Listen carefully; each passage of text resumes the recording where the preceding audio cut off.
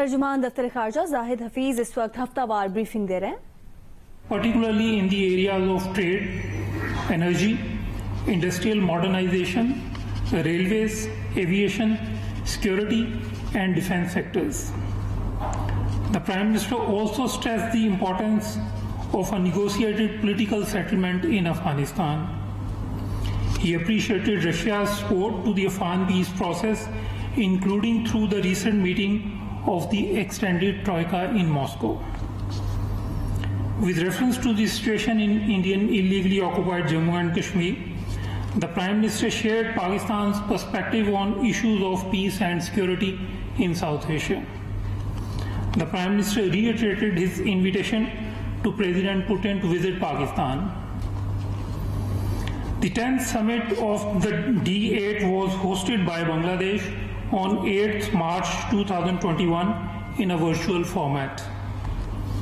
The theme of the summit was Partnership for a Transformative World, Harnessing Power of Youth and Technology.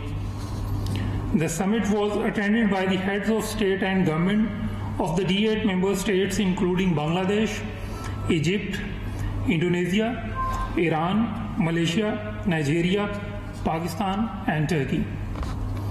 In his address, Prime Minister Imran Khan underlined the significance of interconnectedness, partnership and creating opportunities for over 550 million young people in the D8 countries.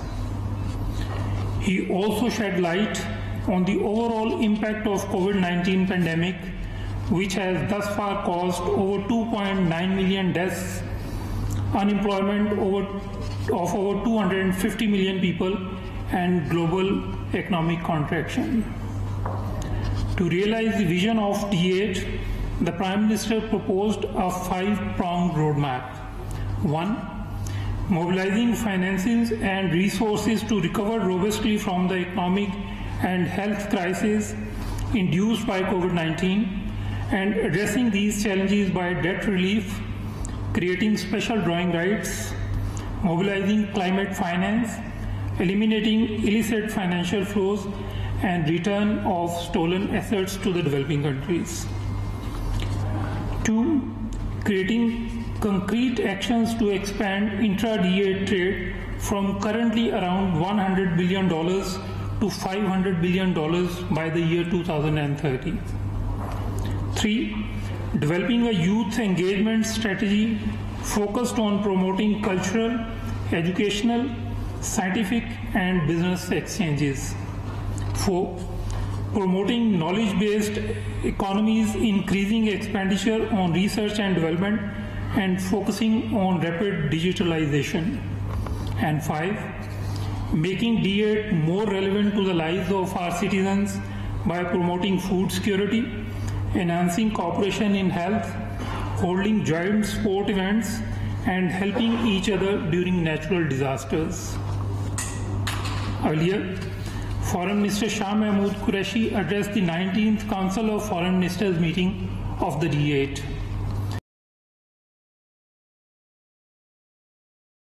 About Pakistan's commitment to the vision and objectives of D8.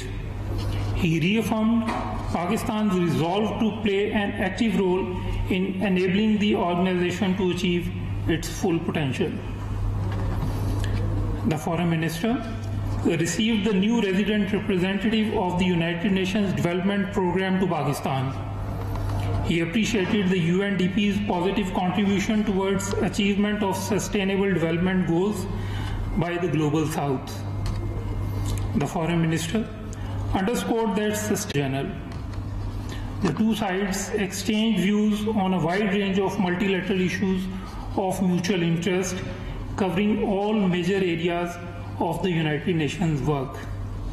Both sides agreed to 1. Firmly safeguard multilateralism and support the central role of the UN in international affairs, strengthen cooperation at the UN and other multilateral platforms, work towards the political and peaceful resolution of regional and international hotspot issues, and jointly safeguard peace and stability of the world, especially in Asia. Continue to strengthen cooperation on counterterrorism and peacekeeping in the UN framework and cooperation for the maintenance of international and regional peace and security.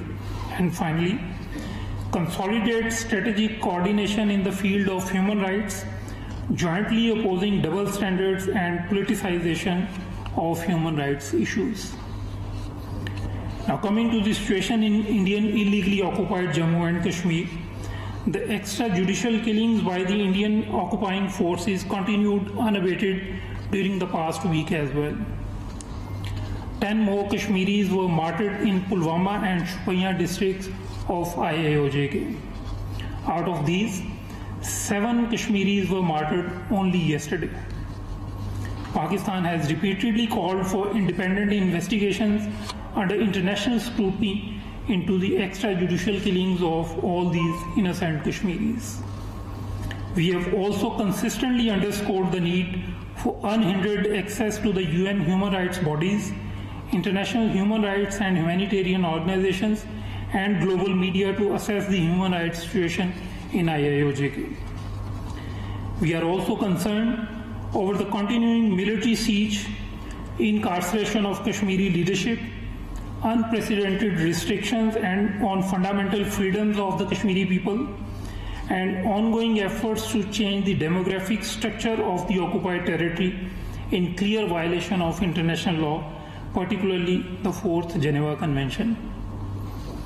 The international community must take cognizance of the unabated human rights violations in IAOJK and play its role in resolution of the Jammu and Kashmir dispute in accordance with the relevant UN Security Council resolutions and the aspirations of the Islamabad में तर्जुमान दफ्तर खारजा Zahid Hafeez हफ्तावार media briefing दे रहे थे।